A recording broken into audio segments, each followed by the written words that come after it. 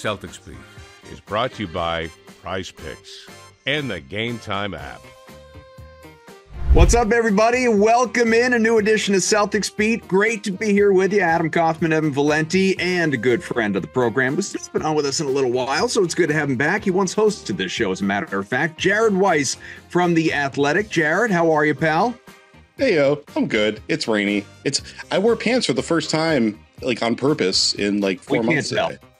No, there's pants below the shot for the people watching on YouTube, or even if they who weren't, knows?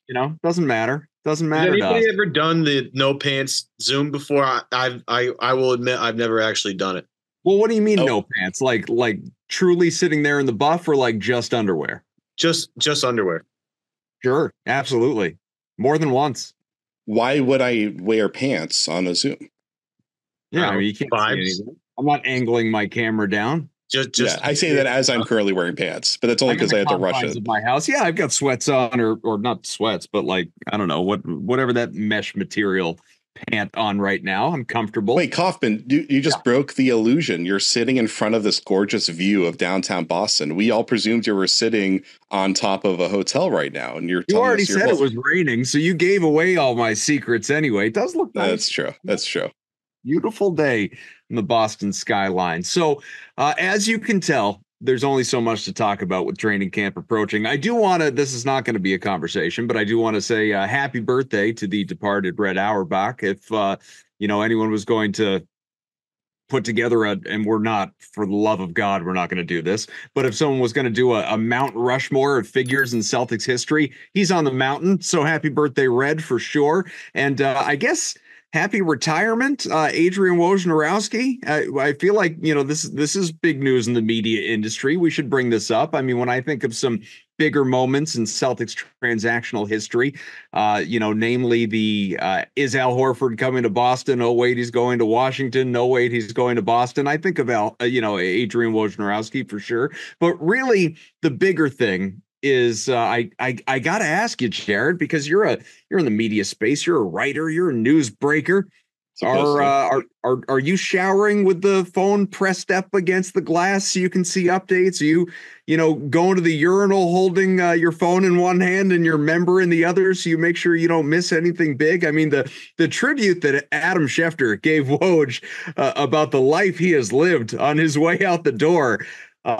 Boy, I mean, it's not a life I would want, and I commend him for doing it, obviously. But I want to know to what levels this affects the average media person who is out there breaking stories. Well, first off, what person isn't on their phone while they're going to the bathroom? Like, I am genuinely envious of any human being who isn't that addicted to their phone that they can just take a shit in peace. I wish I could do that.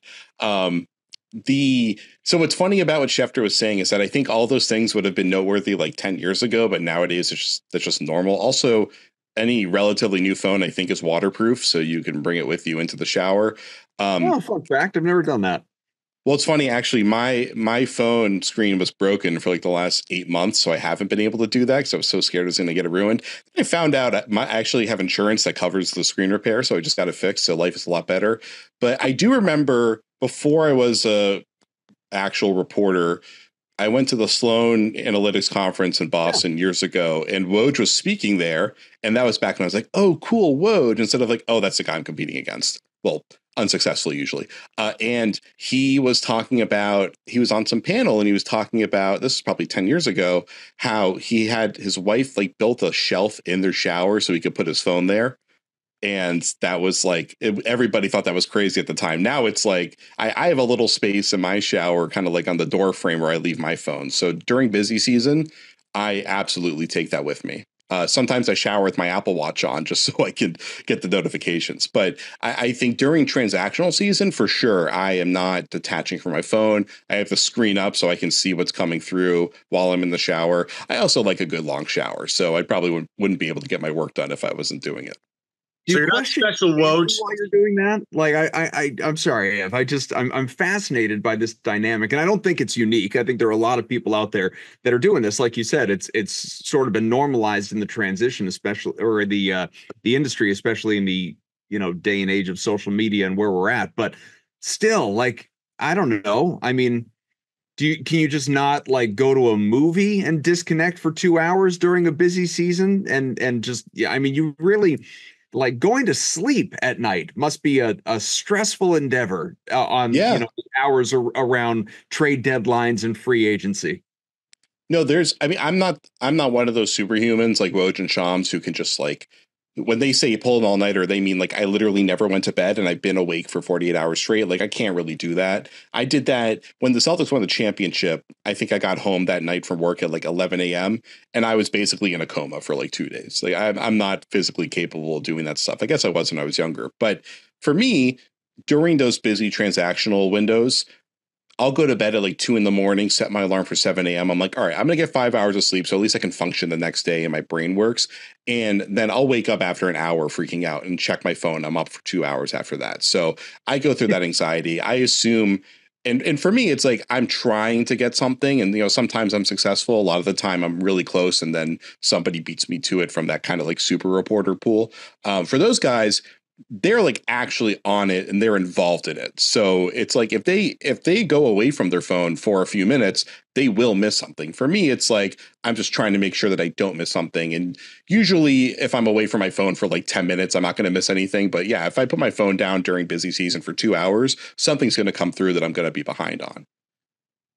Not a lifestyle that I envy, honestly, because like Shams talked about it, like how much he's on his phone and what his screen time usage is. It might have been on with like, Up and Adams at one of those like little shorts that comes out whenever those two like get together. And it was like, my screen time this week was, though I'm just gambling. There's a difference. It's like my screen time this week was like 20 hours, like on average every day. And I'm like, I don't want to live that life. Like I just don't. So kudos to all of you that can do it. Cause it's, you think it's fun, right? It's like, oh, it must be fun being Woj. She's like, no, it's not. It's really not. Yeah. It's not fun. Doesn't look like fun at all. No. Yeah, it was funny. I saw, was it like Bill Simmons or something like that was making fun of Adam Schefter's tribute, being like, what was COVID? Was he like a doctor during COVID? And it's like, it's a different type of stress. You don't have, I mean, Woj has a lot. Woj and Shams, like those guys have an incredible amount of responsibility and power. And they don't have to deal with like the trauma of like a patient dying on you and stuff like that. It's just a different type of stress, and it's not going to have the existential pressure that stuff has, but it's just a matter of not being able to get away from it. There's not a ton of professions that have that feeling that like you cannot escape your responsibility in the job. And so while like being like a medic in a war zone is definitely a more stressful, difficult job, it's a different type of pressure. I think we can laud those guys for the amount of work they do while also still respecting people that are in, life-saving professions and things like that.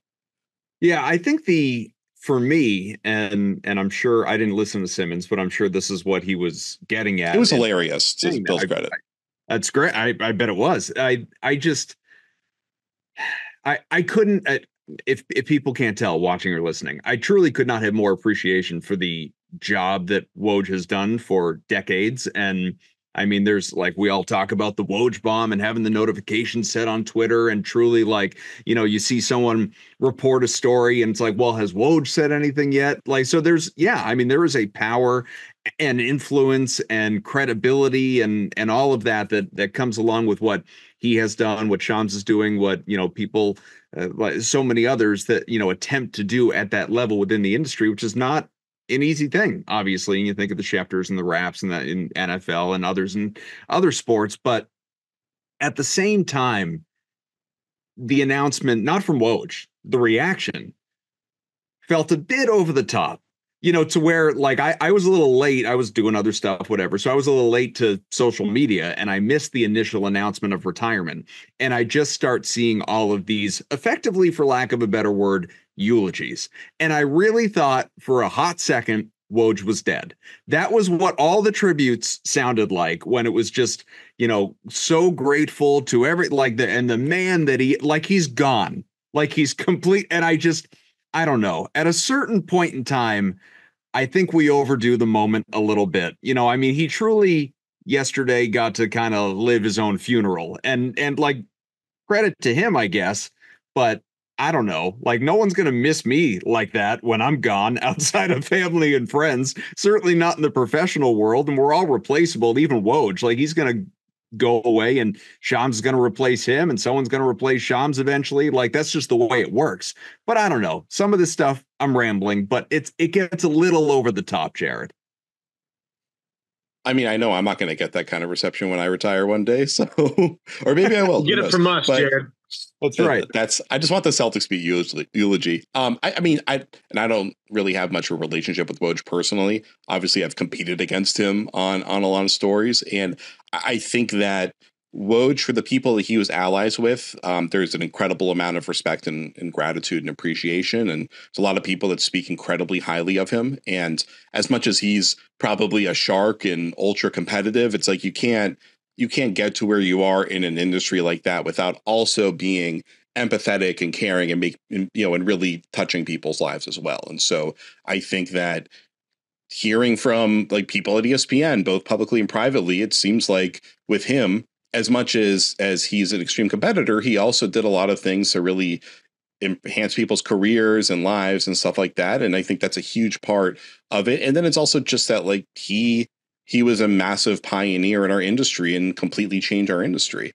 And he was kind of at the forefront of that. And, and then like other people like Shams have come and have kind of gotten to that level as well and are going to continue to innovate. And I'm sure Shams 10 years from now is probably going to be looked at as a game changer in our industry as well. I mean, he already is, but like now it seems that now that Woj is retiring, this kind of clears the way for him to kind of stand alone on the throne. And like I think these responses generally, when you see people retire, it's just a recognition of like, this person innovated and changed the way that we all perceive this sport. And he's a huge, both like him and Shams are a massive part of the evolution of this sport and the way that it's grown just from a fan base perspective in the social media age. And it kind of feels like while the ratings might not be there compared to football, like the NBA has kind of become the sport in America of the internet and the social media age. And those two guys are a massive part of that.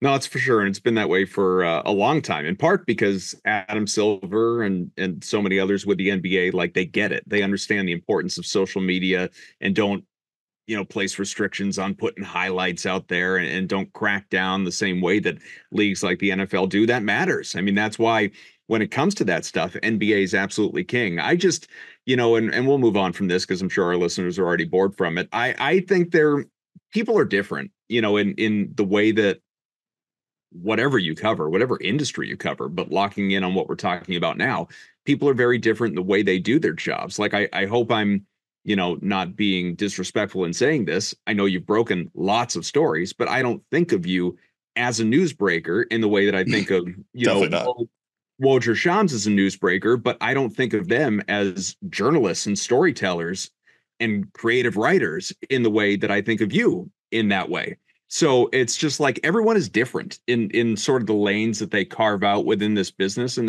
there's a value, which is sort of your point. There's a value to all of it, obviously, but I don't know. I mean, I think you should take those long showers, buddy. Don't worry about checking the Apple Watch and, just recognize that honestly, like the lane that you have carved out for yourself that doesn't even have to involve news breaking unless it's like first to a story, but that's a detailed long, like, long form story, not like so-and-so was traded to wherever kind of story.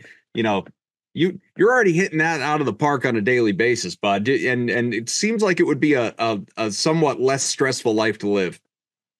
I appreciate that. Yeah, no, for me, the news breaking it definitely is a part of the job. It has to be if you want to, really last in this extremely difficult industry. But I enjoy more the storytelling and the analysis part. And for me, the news breaking is more just like a conduit to being able to tell the stories that I want to tell. Prize Picks is America's #1 daily fantasy sports app. Over 5 million active members. It's a big number, and for good reason. Prize Picks, it's the easiest, most exciting way to play daily fantasy sports. And unlike other apps, on Prize Picks, it's you against the numbers. That's it. All you do, you pick more or less on 2 to 6 player stat projections. You watch the winnings just simply roll in. Prize Picks is getting you ready for this football season with a slam dunk offer for the entire month of September, folks. Caleb Williams, Bears quarterback, #1 pick.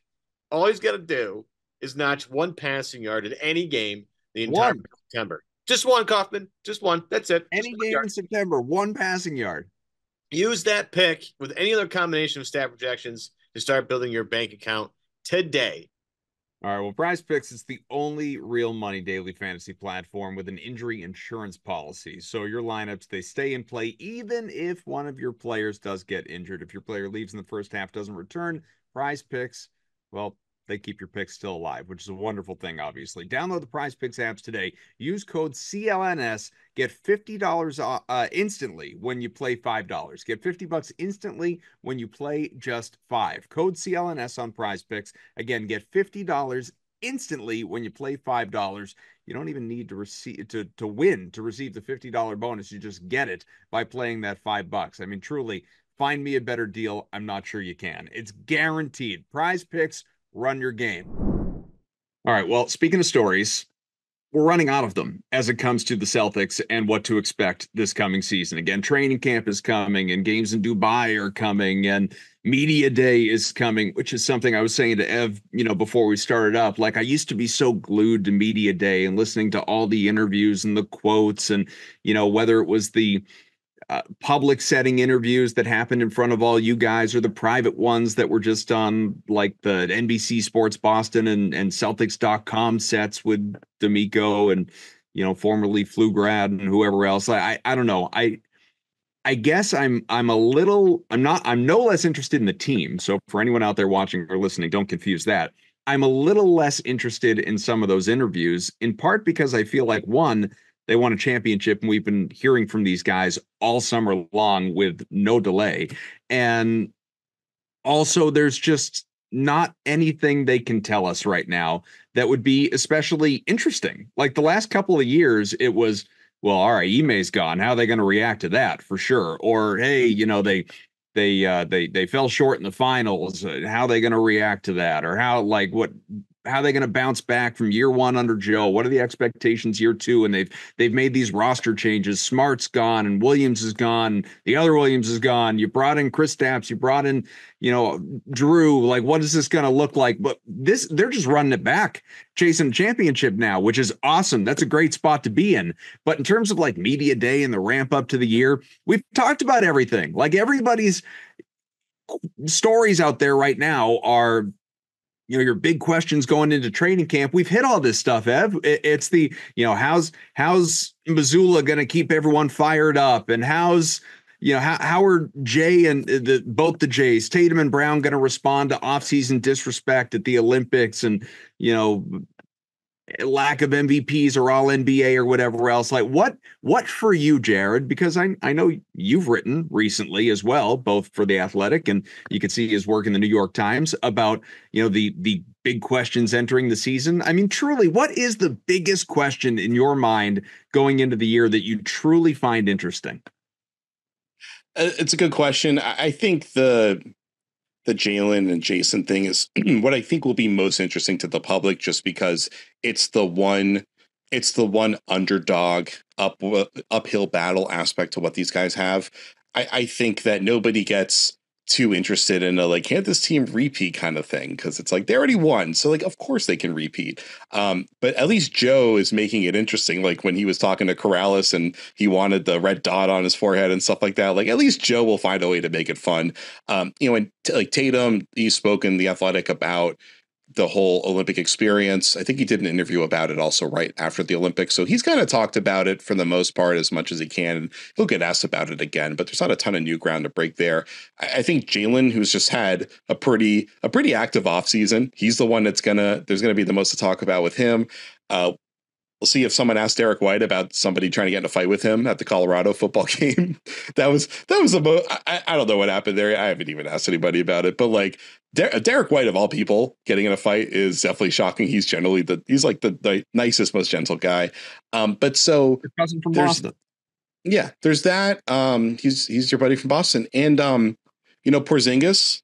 That's the piece of doubt right there. Is just like I assume Porzingis is going to talk, and we're going to get his first update at media day, and so there'll be that piece of doubt to sow. But everyone's back, everyone's getting paid, so I guess it's just people could make narratives about like what's going to happen with the sale and will this team stick around forever and that kind of stuff. But there's not a ton of new ground to break with this team, and we know that, and so good luck to everybody, all of us covering the Celtics on media day, trying to make things interesting. Well, everybody will find a way.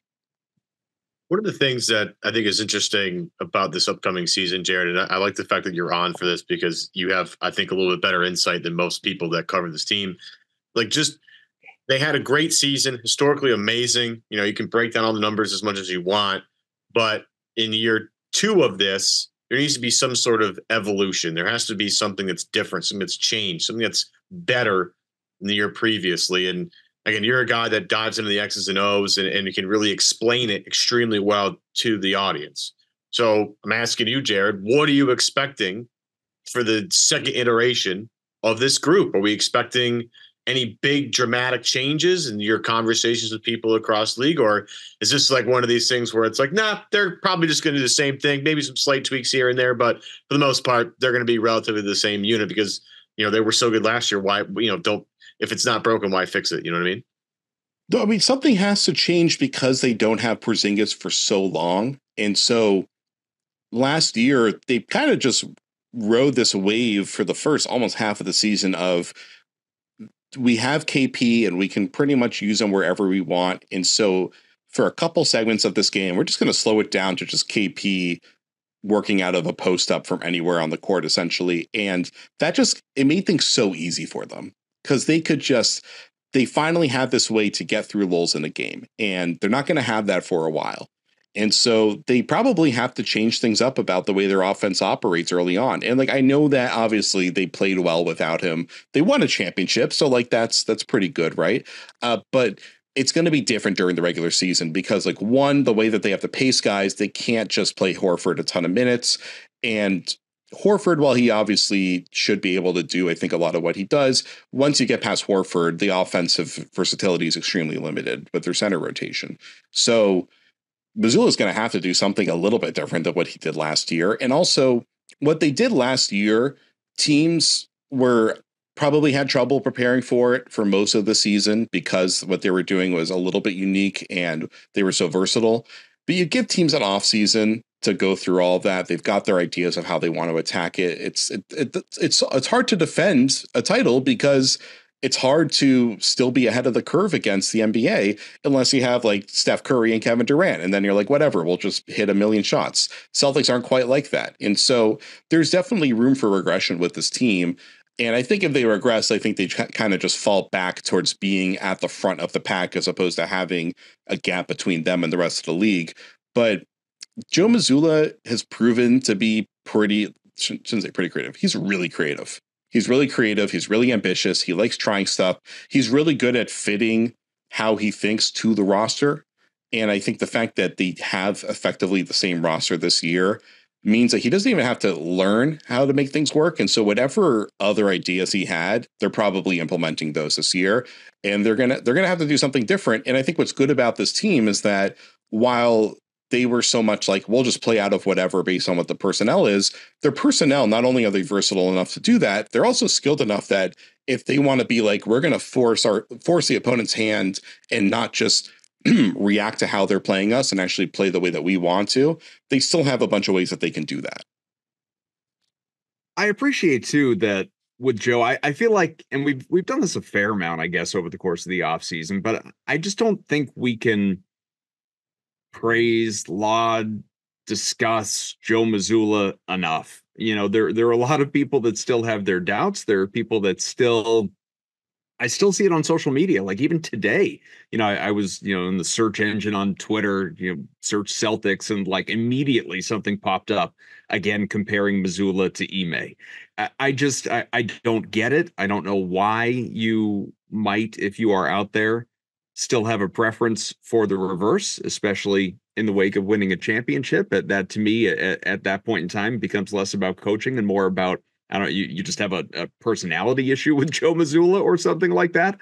But I just think Joe is obviously an exceptional young head coach who hopefully will be around for a long time. And to your point, I mean, if there was ever anyone that I I don't doubt is just sitting around with all of his free time and like napkins or notebooks or what, like he's just constantly like, what about this? What about this? What about this? Thinking about how they could do something differently in the upcoming year. Like Jaylen Brown has made the comment in the past about after they were celebrated at Fenway that, they're probably going to have, us out there doing some drill that revolves around us playing shortstop, or Mazzulla. Which they will. Yeah, and Mazzulla talking with Corrales about how, he went to the theater and got lost in not in the show, but in thinking about how these performers go from singing to talking to singing to talking, and what must their breathing exercises be like. I mean, like this guy, he doesn't shut off. It doesn't stop. Like we know what Ime was doing with his free time, and Brad, I assume, was mostly family based. I don't think Joe ever steps away from this mentally. And again, like Ev, you were saying earlier, there was a poll during the week that ranked Mazzulla like 11th in the NBA among head coaches or something like that. How is this guy not properly getting his due, Jared? I think I saw that Ime was ranked ahead of him in that list. And I think Ime is a really good coach, but like Joe had an unbelievable coaching performance last year. That was one of the best in recent memory. And like a coach can only coach the roster they're given, right? So if you want to credit the roster and the front office for the reason why they won last year, like sure, but Joe changed that team pretty significantly last year, and Joe was able to make it work from a chemistry and an X and O perspective in a way that like the coaches before him didn't quite pull off. And health was a huge part of that for sure, both with them and the opponent. And they won the title easily because of the health of the rest of the NBA. I think they still would have won the championship no matter who they face and how healthy those teams were. But they like the reason why they dominated was because of health. Yeah. So, but I think they're still the best team in the league. I think they still are the favorites to win this upcoming season, and they would have won last year, I think, no matter what happened. And so Joe deserves a ton of credit because he's both really good at managing his players and he's super creative on X and O's and he's really focused and committed. And usually coaches generally only check off 2 of the 3. And he checks all those boxes off. He's an amazing coach. And the funny thing with coaching is that coaches don't have credibility and then very suddenly they get it. And like Joe went from having no credibility in year 1 to like having a good amount of credibility in year 2. And then by the end of it, now he's a champion and there's a cult of personality around him. And so, those perceptions change pretty rapidly. So I almost applaud that coaching ranking for not falling into that trap. But I think anybody who's watched what's happening with the Celtics the last couple of years under Mazzulla could see that he's a great coach. He's definitely one of the top coaches in the NBA. Yeah, I keep going back to that interview he had with Redick like preseason last year, and how he just seemed way more relaxed as someone who had gone through all the trials and tribulations of being a head coach and all the things that go along with planning throughout the year. And he just had a little bit more of a calm to him. And now, like what I love about Joe is that he's authentically Joe Mazzulla. He's just who he is. And what's the best part is it's translated from top to bottom. Everybody's on the same page. The message is the same. Everybody's picking up what everybody's throwing down, so to speak. And, as you come around to, this potential sale, and Simmons and Lowe talked about this on their podcast this week, which is, somewhat enlightening. You don't want to screw this up. Like that's at this point, the Celtics are in, we can't screw this up mode. Like this is too good. We have a great front office. We have a great coaching staff. We have great players. Like we can't upset the apple cart at this point. This is just too good. And you look at all the teams around the league that are dysfunctional. The common thread that you'll find is like there's dysfunction throughout the entire organization. Like as much as it pains to say, the Pistons have been a mess for what feels like since the 04 Pistons, right? That era ended. Tayshaun Prince and all the Wallaces, they all leave, and all of a sudden now they haven't found their footing since, right? Charlotte, I mean, we hope with Charles Lee as a head coach, they seem to figure things out, but that's been a disaster. Like Sacramento has had versions of this up and down. Now with Mike Brown, it seems like a little bit better. As you get closer to the season, is it comforting knowing like, oh, I know I have a relationship with everybody in the building. If I need to build a story, I know exactly how to talk to everybody. Like I'll reach out to Jared every once in a while, Kaufman, about some questions that he'll ask during press conferences. And I appreciate some of the tones in which you ask them in. But how much easier does that make your job as we get ready for what is a title defense season. Now, I know primarily, Celtics are a big topic within everybody, but like the fact that you have connections with everybody in the building and it's stayed the same relatively throughout past couple of years, how much easier does that make your job? Yeah, it helps. Well, I guess the funny thing is, if new people come into the building, then that gives you an opportunity as a reporter to be like, "Hey, I'm Jared. Let me help you get get situated in the city or whatever." I mean, I don't do like disingenuous kind of thing, but like this team doesn't really have much change in their front office. They lost their GM and then didn't really change anything about the structure of their front office below him. That never really happens. There's been incredible stability with this organization ever since like Grossbeck and Pagliuca took over, 22 years ago. They've had probably less change than almost any other franchise out there.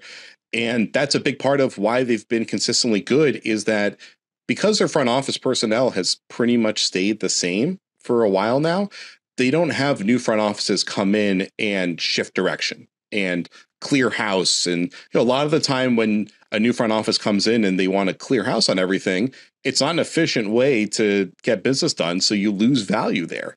And the Celtics have never had to do that. They also, because of the Nets trade to get JT and JB, they got this like almost unprecedented gift of, we can do whatever we want to build a good team while still having two blue chip prospects come into their wings. So like that was just like something that Ainge put into place that just like it's a cheat code to building a franchise. And I'm sure there's other examples kind of like it, but like there's nothing really like that. Like that was unreal. And that's why the Celtics have had this very unique window of competition that like very few franchises have been able to pull off. And so their front office, like the decision-making tree in their front office is relatively small. It's probably smaller than most organizations. I mean, they've definitely built out their staff more over the last few years, but they keep a pretty tight-knit circle. And so with the Celtics, it's like you kind of have a pretty clear understanding of how they operate and who they are. One of their strengths has been that they're pretty flexible and they're amenable in how they build a team and stuff like that.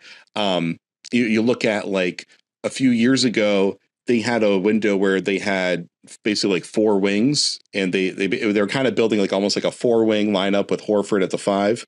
And they were trying to be ahead of the curve on versatility. And, because of Hayward's health, like that team didn't work out. And then you look at last year, it was a little bit different, but kind of a similar iteration of the concept, while also integrating the fact that the center position has kind of, flourished again and had a revolution over these last few years. And so you can see that there are some kind of core tenets to the philosophies of how this front office builds a team. And you can see some kind of like threads of that over the course of the last decade. And so they're really good about like kind of having their belief system without being so locked into it that they have these huge blind spots. And I think that's a big part of why they're successful. But probably the main reason they're successful is because they cheated the NBA and were able to get Jaylen Brown and Jason Tatum while also building a good team.